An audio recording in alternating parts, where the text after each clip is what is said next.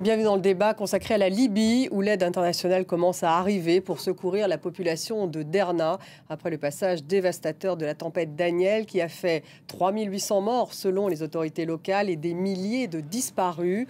À Derna, 30 000 personnes ont été déplacées selon l'Organisation des migrations internationales. Derna, une ville portuaire de 100 000 habitants. Les secours ont beaucoup de mal à accéder justement à cette ville. Les ponts ont été détruits par les inondations. La confusion règne. Un avion français transportant une quarantaine de sauveteurs et du matériel sanitaire, dont un hôpital de campagne, a décollé hier de la base militaire d'Istre. Un deuxième avion est en partance d'ailleurs pour la Libye. La Jordanie a aussi envoyé un avion d'aide humanitaire. L'Italie a annoncé le départ d'un navire et de 2 avions de transport pour acheminer experts et matériel logistique. L'Égypte va installer des camps pour abriter les survivants. L'Algérie a fait atterrir 8 avions à Tripoli. La plupart des victimes auraient pu être évitées. C'est ce qu'a affirmé le patron de l'Organisation météorologique mondiale, une organisation qui dépend de l'ONU. La Libye est un pays divisé, avec un gouvernement internationalement reconnu à l'ouest, à Tripoli, mais aussi une administration au pouvoir à l'est, où Derna se trouve. Alors on va revenir sur cette catastrophe à Derna, où en sont les secours. Comment l'ONU finalement parvient-elle à coordonner les aides? La plupart des victimes auraient-elles pu être évitées? Quelle est la situation dans ce pays divisé politiquement? Voilà les questions que nous allons poser à nos invités. J'ai le plaisir d'avoir à mes côtés Ouda Ibrahim. Bonsoir Ouda, bonsoir. Journaliste à RFI, spécialiste de la Libye. Vous connaissez bien ce pays et vous y êtes d'ailleurs en partance. Vous devriez y aller dans quelques jours. Merci d'être avec nous. En face de vous, Emmanuel Ponce, bonsoir. Vous êtes directrice des opérations internationales à la Croix-Rouge française. Bienvenue à vous.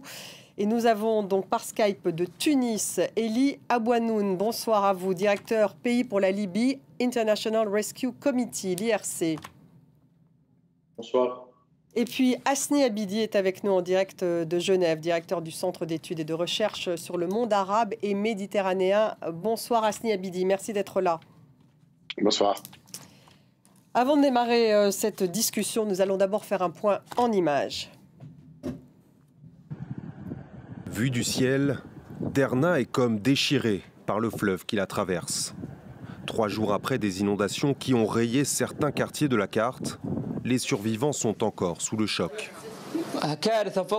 Ce désastre dépasse l'imagination. Nous pensions qu'il s'agissait simplement d'inondations. Mais la boue, c'est autre chose. Les corps sont ensevelis sous un amas de boue et de débris qui fait 3 à 4 mètres. Alors que le bilan humain ne cesse de grimper, les opérations de secours et de nettoyage se poursuivent.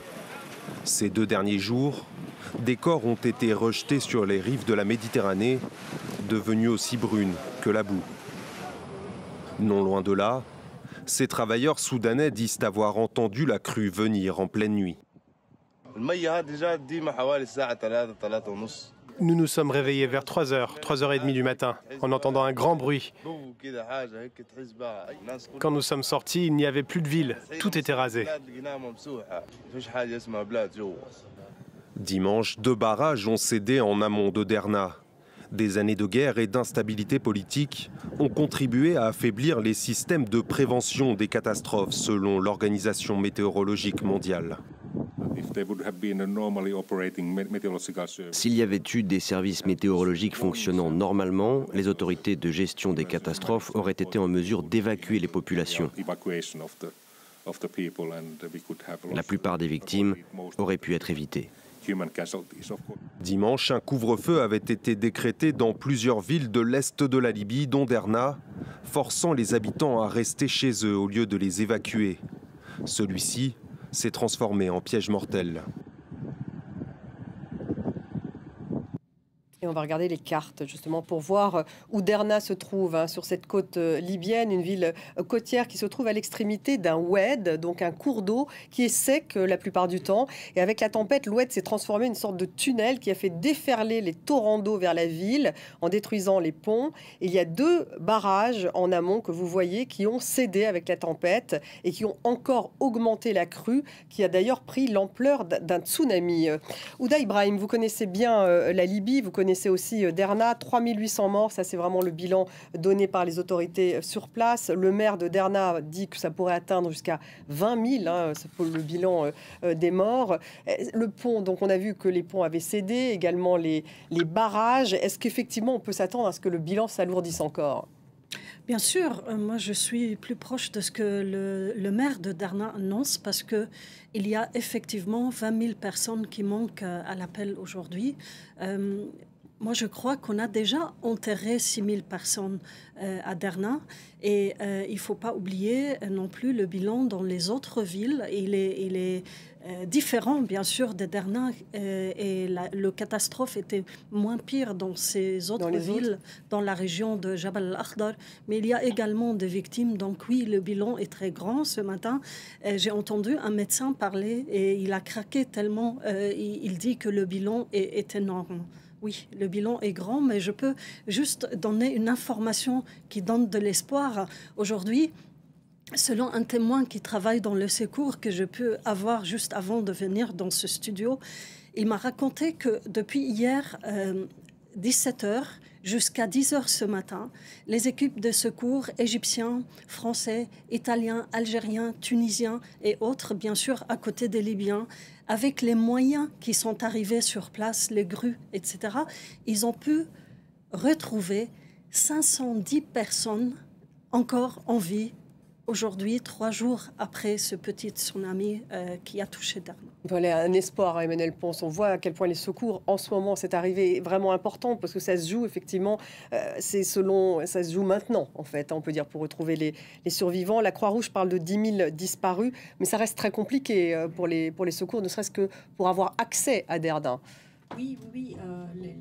La catastrophe a fragilisé un pays qui était déjà extrêmement fragilisé par des années de guerre. Et donc là, il y a des enjeux d'accéder aux victimes avec une problématique de données fiables. On ne connaît pas encore très bien l'étendue des dégâts. Et il y a une problématique d'accès à l'information, d'accès aux victimes. Les routes sont détruites, l'électricité ne marche plus, les télécommunications ne marchent plus. Donc ce qui entrave l'accès aux populations touchées. 30 km de réseau routier complètement effondré. Compliqué. Elie Abouanoun, vous confirmez justement vos équipes de l'IRC, sont-elles sur place? Qu'est-ce qu'elles vous disent? Oui, bonsoir. Oui, effectivement, nous avons une équipe sur place. L'équipe se déplace entre Shahat, Al-Baïda et Al-Marj, mais aussi ils ont essayé d'accéder à Derna aujourd'hui. Donc le problème essentiel maintenant, en ce qui concerne Derna plus spécifiquement, c'est un problème d'accès, parce que la plupart des routes ont été coupées, donc il n'y a que une ou deux routes qui sont encore possibles pour les équipes de secours. Donc ça pose un problème d'accès majeur à ce stade-là. Et comment justement peut-on remédier à ce problème lorsque les routes, comme vous dites, 30 km de réseau routier totalement effondrés? Il faut avoir des équipements pour ouvrir des routes ou bien envisager des ponts militaires, des solutions de fortune, quoi. Techniquement, il y a des solutions, mais le problème, c'est que les autorités locales n'étaient pas bien préparées pour gérer ce genre de crise. Donc, il y a eu, au début, il y a eu un manque de préparation et vous avez mentionné dans votre reportage le fait qu'au lieu d'envisager des évacuations, la population a été mise sous couvre-feu. Mais même après la catastrophe, la gestion de la crise n'est pas à la hauteur. Donc, c'est un cas typique de manque de préparation, de manque de compétences spécifiques aux gestions de crise. Hasni Abidi, la plupart des victimes auraient pu être évitées. C'est ce qu'a affirmé aujourd'hui le patron de l'Organisation météorologique mondiale qui dépend de l'ONU. Oui, absolument, je suis d'accord avec ces déclarations. Il y avait cette faillite de services de météorologie qui n'ont pas du tout fonctionné. Le système d'alerte aussi n'a pas fonctionné. Pire, On avait demandé donc aux habitants de rester chez eux et il y avait même des communiqués officiels qui disaient que les 2 barrages étaient dans une bonne situation et que les barrages avaient la possibilité donc de résister. Alors qu'on sait très bien que le premier barrage a cédé et ensuite le deuxième. Troisième, pour rebondir à votre question précédente, oui, il y a une grande difficulté. Il y a une seule route, mais malheureusement très encombrée, parce qu'il y a énormément d'aide, un élan de solidarité important. Environ 50 000 personnes, selon un universitaire de Beni Walid, ont quitté la région ouest pour aller aider à l'est, à Derna, mais aussi, avant d'arriver à Derna, il y a d'autres localités aussi qui sont sinistrées. Et c'est pourquoi l'Égypte et l'Algérie et la Jordanie, les autres pays, ont bien compris que la seule voie maintenant, la France aussi, la voie la plus sécurisée, la plus rapide, c'est bien sûr un accès par voie navale, par la mer, ou un accès aérien. C'est les deux accès qui sont en mesure d'aider. Mais je suis tout à fait d'accord avec le diagnostic des Nations Unies. Il y avait un échec total de la part des autorités. Il n'y avait même pas un système de météo valable. Pire encore, les gens de Derna disaient qu'on avait toutes les peines du monde à trouver vraiment un système de protection ou d'ambulance après la catastrophe. Ouda Ibrahim, en fait, on a demandé aux habitants de Derna de se confiner, en fait, de rester chez eux alors que cette tempête arrivait. Donc, ils ont été piégés dans leur maison. Et les gens se posaient justement des questions. Il y avait des doutes. Et moi, j'ai vu quelques jours avant cette catastrophe, il y a eu dans le centre culturel de Derna tout un débat autour de des barrages et de la sécurité dans la ville à cause de ces 2 barrages. Et il y a notamment un poète de la ville très connu là-bas qui a participé à ce débat, qui a fait un poème sur les barrages et qui est malheureusement décédé pendant cette catastrophe. Oui, les gens avaient peur, mais les autorités n'étaient pas à la hauteur. Il faut rappeler qu'en Libye, il y a beaucoup de négligence depuis 2011, même avant, et que les 2 autorités, les divisions dans le pays, il faut expliquer qu'il y a une administration à l'est, donc dont dépend Derna, et puis il y a un gouvernement à l'ouest, à Tripoli. Exactement. Donc il y a 2 autorités qui, en fait, sont divisées et se confrontent. Et ce qui a créé dans le pays une situation chaotique qui perdure et qui n'aide pas dans ce cas-là. Alors justement, sur les infrastructures des barrages, le problème des infrastructures des barrages, c'est qu'une fois qu'ils sont construits, il faut qu'il y ait une maintenance, en fait. C'est ça le problème. Il n'y a jamais eu de maintenance depuis 2003 sur ces 2 barrages. Donc en fait, c'était quand même prévisible ce qui s'est passé. On aurait pu l'éviter. C'est votre analyse aussi, Ah oui, tout à fait, Ouda. tout à fait. Emmanuel Ponce, un mot justement pour rebondir sur ce que disait Elie Abouanoun. Comment est-ce qu'on peut justement arriver par la mer sur le site? Parce qu'il avait l'air de dire on ne peut plus en fait avoir accès du côté des voies terrestres. Oui. Comment ça peut se faire pratiquement? Alors, nous appuyons le Croissant-Rouge libyen qui est déjà sur place, qui est la Croix-Rouge du pays, qui a plus de 40 branches dans tout le pays et qui, dès les premières heures, était aux côtés des victimes dans les opérations de sauvetage, dans les premiers secours et dans la distribution des premiers biens de premiers secours.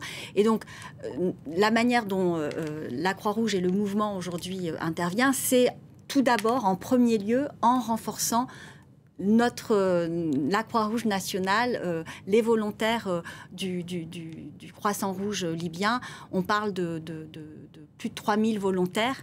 Ils ont perdu 3 personnes, me semble-t-il. Et 3 volontaires, 3 de nos collègues sont décédés pendant les opérations de sauvetage, tout à fait. On sent que c'est extrêmement risqué sur place.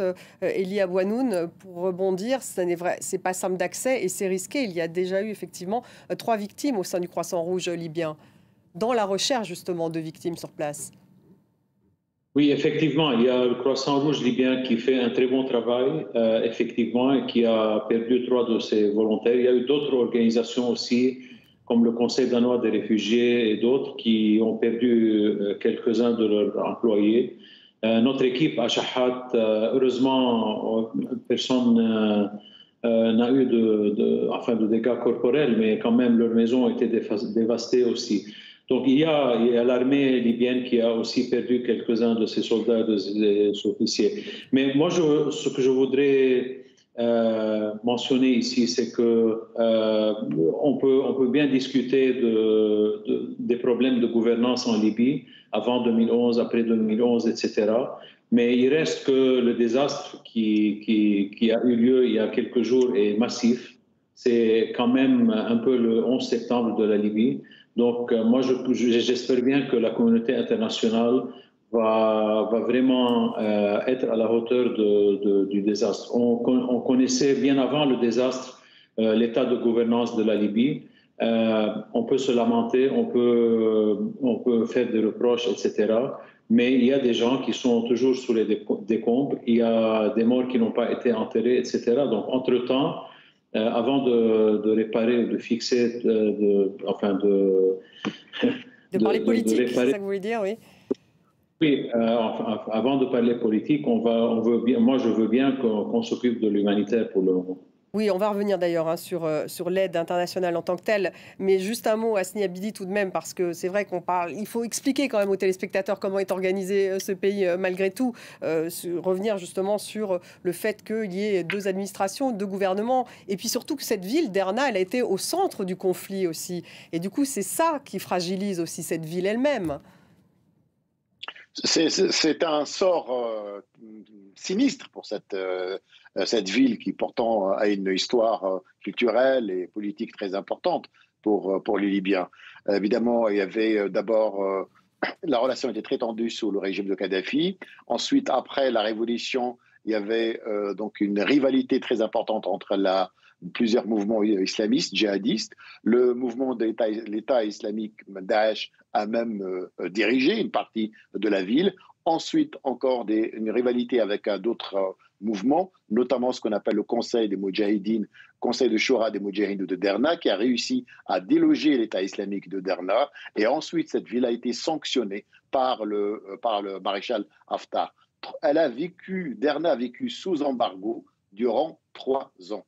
3 années vraiment de souffrance sur cette ville. Et évidemment, la gestion, elle est catastrophique après la fin de ce blocus. Le maire, c'est un proche de maréchal Haftar, c'est Aguila Salah, le président du Parlement qui l'avait nommé. Il a été cité dans plusieurs affaires de corruption qui dépassent les 400 millions de dinars. Donc, vous savez, l'humanitaire est lié à la politique. Si aujourd'hui l'humanitaire a failli ou si la situation aujourd'hui est dans une situation difficile, c'est parce qu'il y a une faillite politique. Et sans revenir aux causes importantes, sans vraiment parler, même je dirais même à une commission d'enquête internationale, parce que c'est un crime qui s'est passé à Derna suite à l'abandon de cette ville par les autorités locales et les autorités nationales, à la fois Tripoli ou bien sûr Benghazi aussi.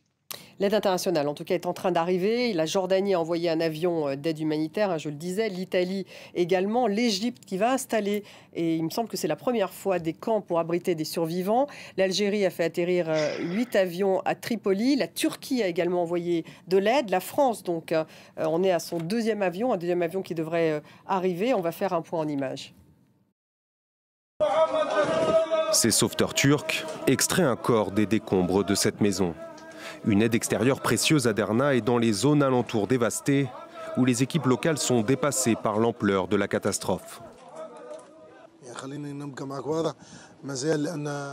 Les premières équipes ont fourni un soutien alimentaire et logistique, puis certaines organisations se sont jointes.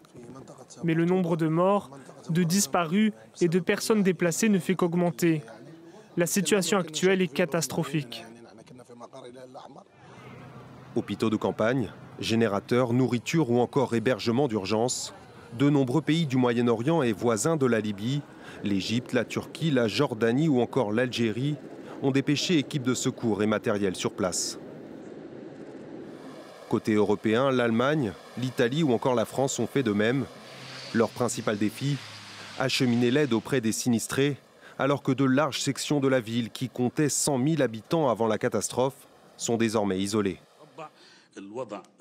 Nous estimons que 30 km de routes sont en ruine dans la municipalité de Derna. 5 ponts se sont effondrés dans la ville, reliant l'Est et l'Ouest. Ce jeudi, les Nations Unies alertent sur la situation critique des quelques 250 000 habitants durement touchés par les inondations dans l'Est libyen. L'ONU lance un appel aux donateurs pour obtenir 71,4 millions de dollars pour répondre aux besoins d'urgence des 3 prochains mois. L'inquiétude est grande quant à l'augmentation potentielle des taux de morbidité et de mortalité si une aide immédiate et adéquate n'est pas envoyée dans les régions touchées. L'Organisation mondiale de la santé annonce dans la foulée débloquer 2 millions de dollars de son fonds d'urgence et envoyer 28 tonnes de matériel médical sur place ce vendredi. Elia Bouanoun, puisque vous avez déjà une équipe sur place, comment toutes ces aides peuvent-elles se coordonner? Vous qui avez l'habitude de ce type de situation, quelle est la meilleure solution? Parce qu'on dit que c'est l'ONU. Est-ce que l'ONU va pouvoir coordonner toutes ces aides?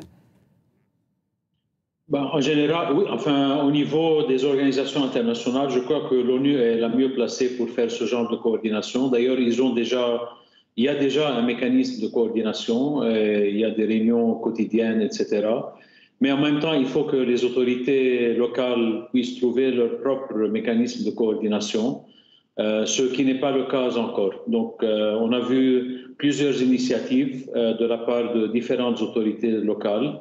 Mais enfin, j'espère que, après la catastrophe, que tous ces mécanismes vont être mis sous une parapluie unifiée pour que les autorités puissent aussi jouer ce rôle de coordination. Donc, il y a un rôle pour les Nations Unies que les Nations Unies sont en train déjà de jouer, mais il y a aussi un rôle pour les autorités locales qui est en train de se former, mais qui prend beaucoup plus de temps que... Quel est le principal problème pour les autorités locales, justement? Parce qu'en fait, vous appelez ce soir, justement, à ce qu'il y ait une sorte d'union, en fait, hein, une coordination d'union. Il faut qu'il y ait une sorte d'union et de coordination. Le problème, c'est qu'il n'y a pas un plan national de gestion de crise, donc les prérogatives sont floues. Vous avez des prérogatives qui s'entrevauchent. Il y a sûrement un manque d'expertise. Donc la Libye n'a pas ce genre d'expertise parmi ses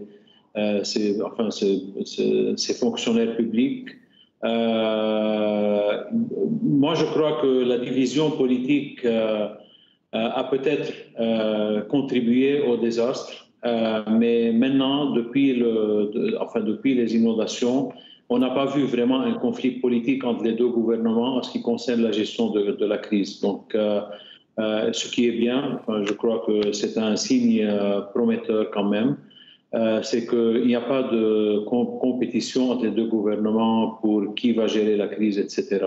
Mais en même temps, il y a un problème de prérogatives, donc de manque de système, de manque de procédure, et il y a un manque d'expertise aussi. Heureusement, la Libye ne souffre pas d'un manque de ressources financières, mais en l'absence d'expertise et de système, quand même, les ressources financières ne peuvent pas faire grand-chose. Ça reste compliqué. Ouda Ibrahim, alors effectivement, on parle de l'Est et de l'Ouest.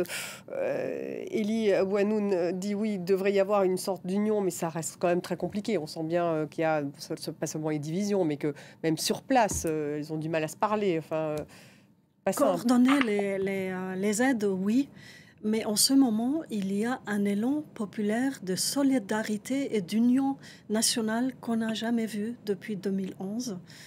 C'est vraiment très important ce qui se passe et qui laisse peu d'espoir aux politiques de rediviser le pays parce que pour moi, aujourd'hui, autour de cette catastrophe, la Libye est unifiée et surtout au niveau populaire, on a vu des milliers de gens venir pour aider les habitants face à cette catastrophe. Mais ça, c'est la solidarité du peuple libyen. Tout à fait. Mais à ce moment-là, devant cette solidarité, on ne peut pas dire que le pays est divisé. Voilà ce que je veux dire. C'est un message aux politiques, c'est un message très très fort et qui les oblige à aller au-delà, effectivement. Mais pour revenir à ce que l'invité a dit précédemment, effectivement, le système libyen est sclérosé depuis Kadhafi. C'est pas nouveau. Sclérosé, c'est le terme. C'est pas nouveau. Et effectivement, il y a une lourdeur énorme pour que les choses bougent et pour que toutes ces aides arrivent à destination, effectivement. On disait qu'il y a une aide française, notamment 2 avions, enfin un qui devrait atterrir et puis un autre qui est arrivé hier soir, enfin qui a décollé hier. Et on va écouter justement Stéphane Mills, qui était le chef d'état-major de l'armée de l'air et de l'espace. C'était justement au moment du décollage du premier avion français. Vous avez dans ces appareils la capacité d'un A400M, c'est un peu plus d'une centaine de personnes. Et puis ça peut aller jusqu'à 30 tonnes de matériel quand il n'y a pas de personnel à bord. Donc voilà, après c'est du panachage en fonction des besoins. Les premières missions seront essentielles pour déterminer les besoins exacts. Et ce qui est le plus important, c'est de partir le plus rapidement possible parce que chaque heure qui passe est une heure qui est perdue quelque part pour la survie des personnes. Nous coordonnerons avec les autorités locales une fois qu'on sera là-bas. Alors, il dit qu'ils vont coordonner, Emmanuel Pons, un dispositif français qui devrait permettre de soigner jusqu'à 500 personnes par jour. C'est à peu près ça, ce à quoi ça correspond, un avion comme celui-là? Oui, ensuite, il faut l'équipement, les médicaments, les médecins. Et donc, un seul hôpital de campagne ne sera pas suffisant vu l'ampleur des dégâts. Il y a peu de médecins sur place. Hein. C'est vrai que ces 10 dernières années ont vu aussi la fuite des cerveaux et des médecins notamment. Donc il y a aussi un vrai enjeu de pouvoir apporter aussi des ressources humaines, de l'expertise, que ce soit au niveau médical, au niveau aussi des enjeux liés à l'eau, hein, parce qu'il y a un risque d'épidémie très important actuellement. Donc il y a des enjeux liés à l'eau, l'assainissement, pouvoir avoir de l'eau potable et éviter les risques liés à des épidémies, à des maladies de peau. Donc il y a aussi cette expertise que les secours et l'aide extérieure pourra apporter dans les prochains jours et semaines. Ali Abouanoun, pour rebondir sur ce que vient de dire Emmanuel Pons, justement, il y a un manque de médecins sur place. Vous parliez d'experts, c'est ça aussi que vous mentionniez? Il y a un manque, certainement, il y a un manque de personnel médical, de médecins, infirmières, etc. Il y a aussi une capacité très limitée des centres de santé et des hôpitaux. Il y a un manque de matériel médical, évidemment. Mais tout ça est il y a des convois qui sont en train d'arriver, mais les convois sont surtout des convois de matériel. Donc, justement, le point sur les médecins est très, très pertinent. Et surtout que, comme votre invité vient de le dire, il y a certainement un risque d'infection, de maladies infectieuses, etc. Donc, une présence médicale plus robuste est certainement requise maintenant. Hasni Abidi, l'Égypte, manifestement, est en train d'installer des camps pour abriter les survivants, donc à la frontière, hein, me semble-t-il, entre l'Égypte et la Libye. C'est une première, je crois, pour l'Égypte. C'est une première. Elle a dépêché le Mistral pour servir comme hôpital, mais aussi comme probablement aussi d'autres comme centre d'accueil. L'Égypte connaît parfaitement la zone. Il y a un mouvement régulier des forces militaires. Et évidemment, la région de l'Est aussi, elle est importante pour les Égyptiens pour des raisons de sécurité. De nombreux Égyptiens vivent d'ailleurs. Il y en a qui ont perdu la vie. Et aussi parce que l'Égypte est consciente qu'il y a une grande difficulté de gouvernance pour gérer cette assistance. Et je crois qu'ils vont prendre en charge eux-mêmes la question de l'assistance et de l'organisation des secours avec, bien sûr, ce qui existe. Mais si vous avez remarqué que les Libyens eux-mêmes s'organisent, s'improvisent pour coordonner, pour distribuer, sans vraiment l'aide du gouvernement. Vous allez, depuis 3-4 jours, on n'a pas vu un seul ministre qui se déplace. C'est la moindre des choses. On avait 2 déclarations, télévisées, mais aucun ministre, aucun responsable n'ose aller sur le terrain parce qu'il sait très bien que ça va être difficile, il sera lynché. Même le groupe le plus solide, ce qu'on appelle le 5+5, qui est chargé de communiquer entre les 2 armées, il n'a pas communiqué. Mais pourquoi, quand vous dites, pourquoi est-ce qu'il... Parce qu'il y a une responsabilité, parce que les Libyens savent très bien qu'il y a une grande responsabilité de la part de leur gouvernement. Ils savent très bien que malgré les appels, moi j'ai lu un rapport publié en 2022 de l'université de le journal scientifique de la revue de Seba, qui pointait du doigt les faillites et les failles structurelles dans les 2 barrages de Wadi Derna.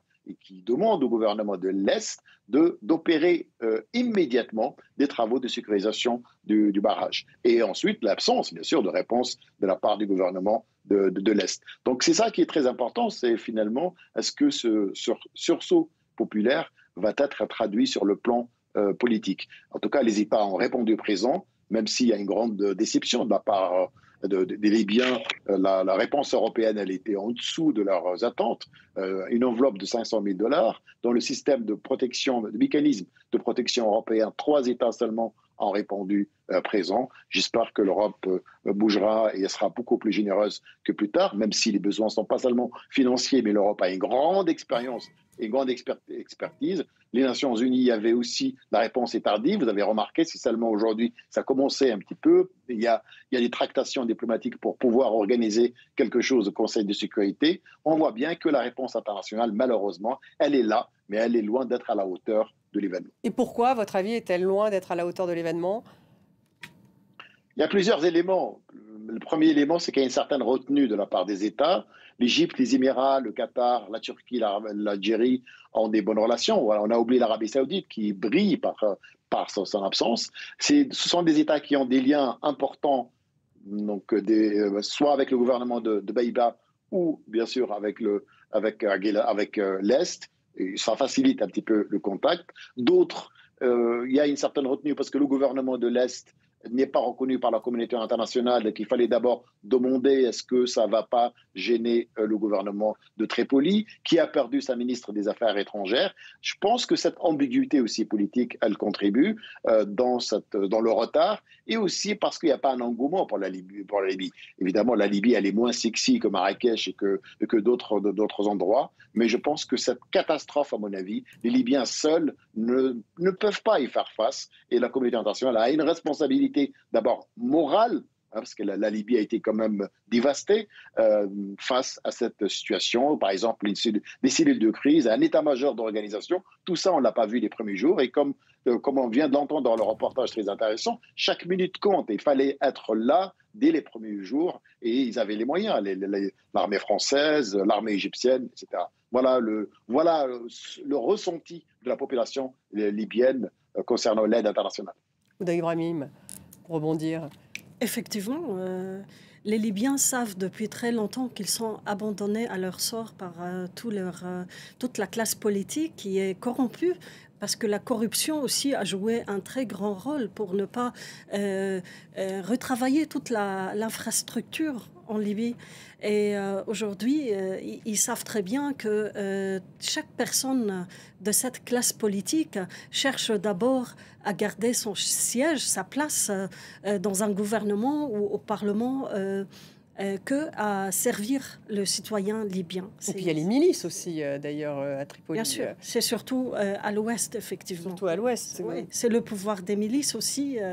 Oui, ils savent très bien, les Libyens, qu'ils étaient abandonnés par ceux qui ont fait la révolution de 2011 pour changer la situation du moment de Kadhafi où il n'y avait même pas de sécurité sociale, pas des hôpitaux, alors que le pays est très riche.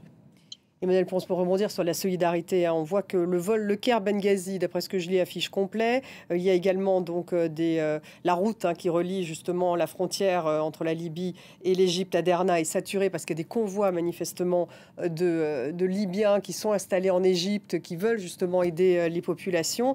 Là, c'est effectivement cette solidarité qui va aider aussi les ONG sur place. Oui, il y a un élan de solidarité et c'est bien.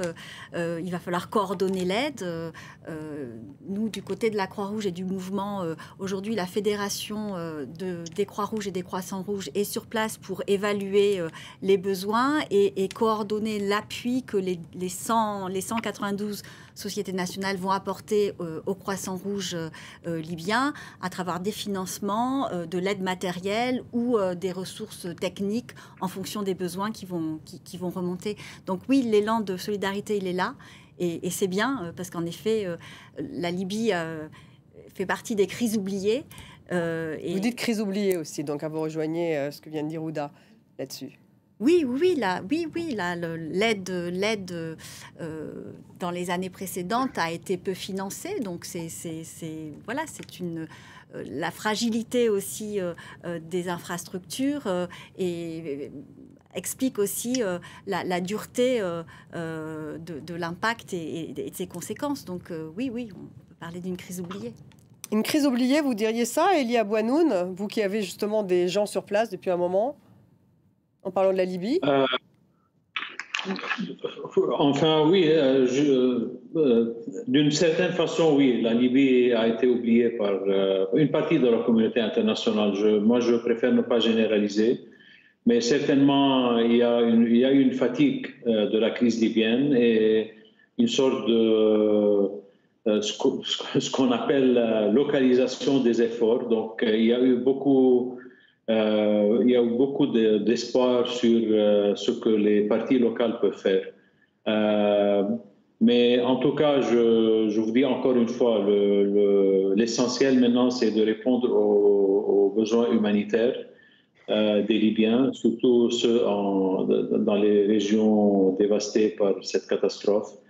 Et on aura le temps après de discuter de la politique. Vous voulez faire l'un après l'autre. Asni Abidi, intéressant quand même de lier cette aide internationale à la politique, parce que on voit tout de même que l'Algérie, par exemple, a fait atterrir ses avions à Tripoli. Et Tripoli, c'est quand même très loin de Derna. Et ça, c'est vraiment pour des raisons politiques.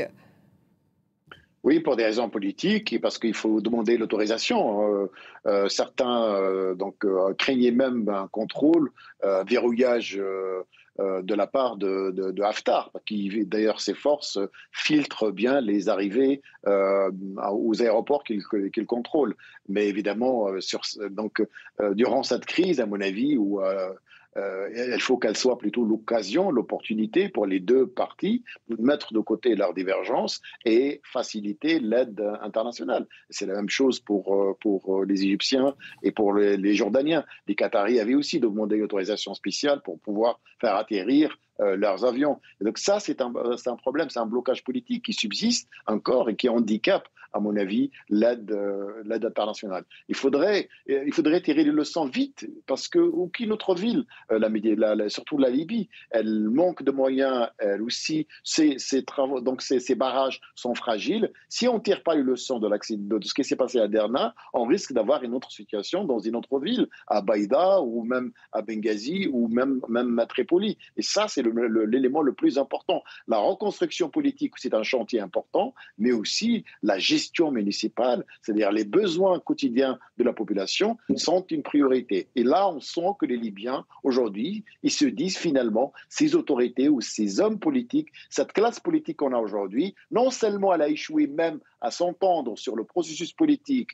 et aller vers des élections, puisque c'est le blocage total, puisque c'est la paralysie, même pour un système d'alerte, même pour un système d'aide en cas de catastrophe, ils n'ont pas réussi à assurer ces services presque de première nécessité, 5 cas au total. Maintenant, est-ce que aussi ce sursaut populaire, qui est très important, il faut le rappeler, on a rarement vu des scènes pareilles de solidarité entre toutes les régions libyennes, est-ce qu'il va être traduit sur le plan politique pour que la population libyenne dise enfin, on ne veut plus de ces têtes politiques qui veulent juste renouveler leur mandat.